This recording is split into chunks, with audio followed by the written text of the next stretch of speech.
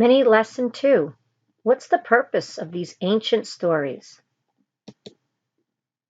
Although myths are a type of fiction, Aliki, the author of the Gods and Goddesses of Olympus, states in the preface of his book, people believed myths were true.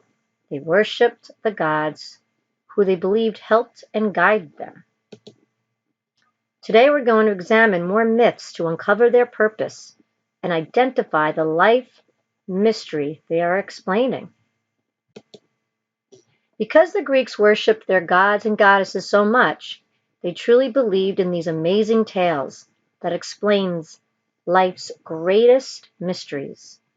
Over here on the right-hand side is a temple that's supposed to be like a copy of Mount Olympus, where all the gods stayed in. As Aliki states in the preface of this book, the storytellers wove in their customs, beliefs, and theories about life, death, and the wonders of nature. They used these myths to explain things that they weren't able to explain scientifically. One such mystery has to do with the Earth's abundant oceans, land, and mountains. The lives of the ancient Greeks were strongly influenced by their religion. And by understanding their beliefs, we can learn quite a lot about the world in which they lived.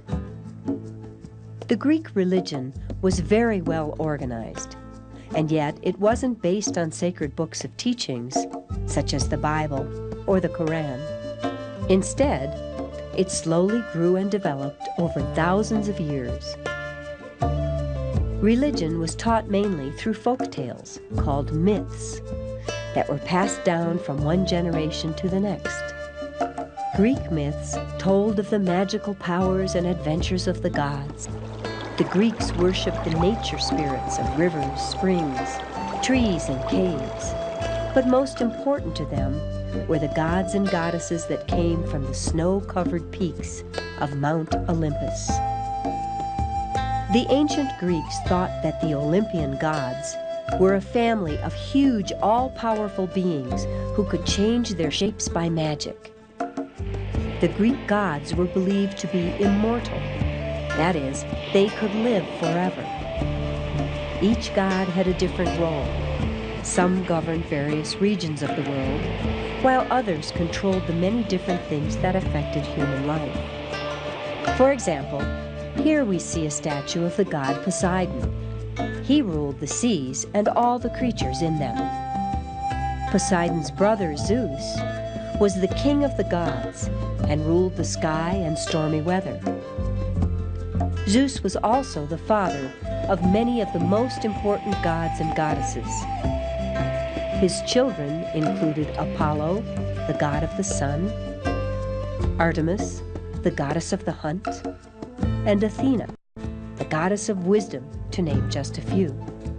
The Greek gods were thought to be a lot like human beings because myths told of how they got angry and jealous and even fought with one another.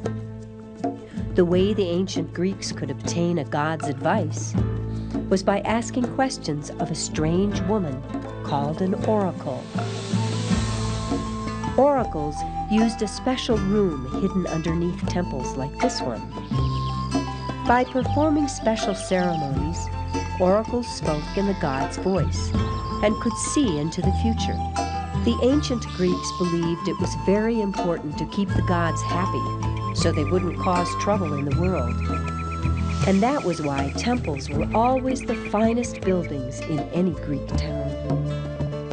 Greek temples weren't like churches, mosques, or synagogues because ordinary people weren't allowed inside to worship.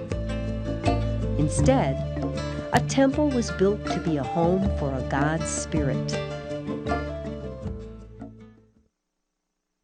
If we go back to the myth Poseidon that I read to you the last lesson, remember he was moody and his temper could be as violent as the seas he ruled. He shook his trident, leaping waves flooded the land. He struck the earth and mountains erupted. When he was calm, rivers dried and islands formed. Poseidon created the first horse from a rock with one blow. I'm sure he used his trident to do that. He raced the waves and traveled to Olympus in his golden horse-drawn chariot.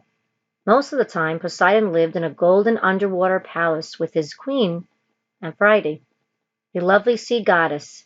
They had 3 children together. Though Poseidon had many more, like Zeus, he could not resist goddesses, nymphs, or mortals. So it sounds like Poseidon could be a pretty moody guy. His trident must have been just as powerful as he was. When he was angry, he shook it, and the waves would leap and flood the land. Then, if he struck the earth, the mountains erupted from the land. Wow! That explains where floods and mountains came from, at least according to the ancient Greeks.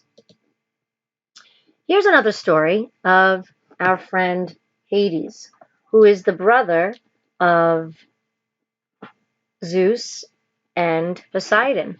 Hades was as grim and as gloomy as the underworld where he lived. He was also rich, for all the treasures in the ground were his. Hades rarely left his dark kingdom of the dead. When Hades became his lost souls of the dead to him, he prodded the unwilling ones in the shadows. He saw that none escaped. Cerberus, his 3-headed dog, stood guard at the locked gate. But Hades grew lonely and wanted a wife. Zeus said he could have his daughter Persephone, but Zeus knew he would not want to part with her mother, Demeter, to live in Hades' gloomy kingdom. Nor would Demeter let her go. So Zeus told Hades to kidnap Persephone. Hades rode up into the brilliant sunshine, and that is exactly what he did. So the next tale is about Demeter and Persephone, and that their close relationship that they had. And instead of reading all this to you, I'm going to have a little cartoon explaining it. And it's just a great life mystery, which is explained, though, the stories of Hades and Demeter and Persephone. What was their great life mystery is explained through this tale. And this is what the video you're about to see.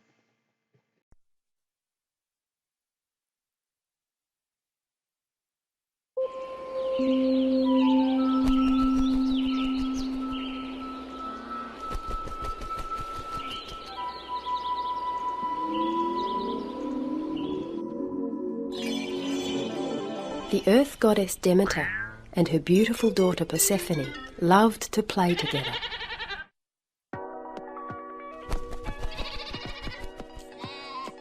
But Hades, the god of the dark underworld, lived a sad and lonely life with the souls of the dead.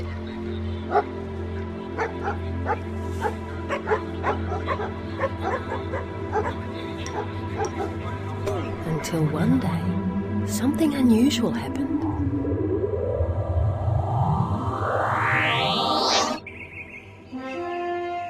Hades fell in love. He wanted to marry Persephone and asked for help from his brother Zeus, the head of the Olympian gods. Zeus sent down an enchanted flower to capture Persephone's heart.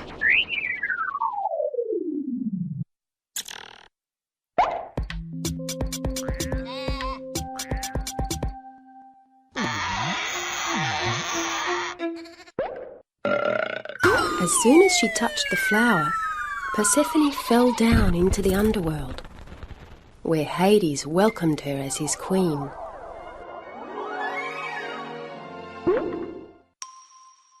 But she missed her mother terribly.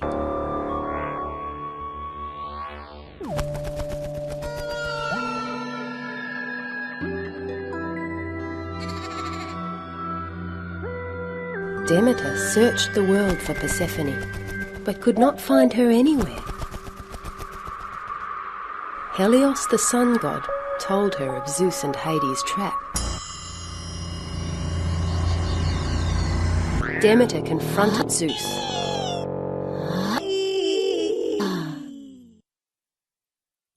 But he refused to listen. Demeter's anger turned to sadness. leaves turned brown and fell from the trees, and the earth began to die. The gods were worried. Eventually, Zeus summoned Hermes, the messenger god, and sent him to the underworld to return Persephone to her mother. Hermes tried to whisk Persephone away.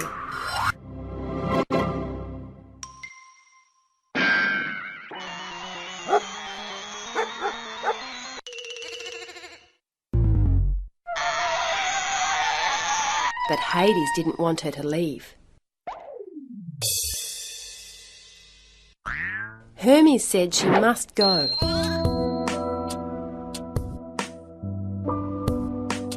In desperation, Hades hatched a scheme to bind her to the underworld forever. He offered her the gift of a pomegranate.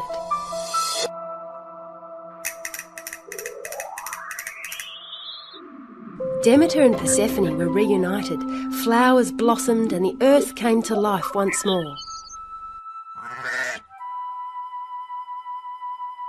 Persephone remembered the pomegranate. Because she had eaten the food of the underworld, she was bound to it forever and could never leave. So the gods made a deal. Persephone would spend only part of every year in the underworld and the rest of the year on the earth. Each year, when Persephone returns to Hades, Demeter changes the earth, turning leaves brown as a sign of her sorrow. Then the earth falls into a deep sleep. Nothing grows, and it becomes cold. Upon Persephone's return, the earth springs back into life, with flowers blooming and trees bursting into fruit. Even though myths are made up or fictional, they help us understand how people long ago explained the important wonders of life. Understanding these explanations enhances our appreciation of these wondrous tales by inferring what mystery of life each Greek myth explains. We can learn more about the customs and beliefs of the people of ancient Greece. So now we're going to go into our groups and explore our reads, discuss it with our groups on what do we learn from these ancient tales. Go ahead, get into your groups and discuss your reads.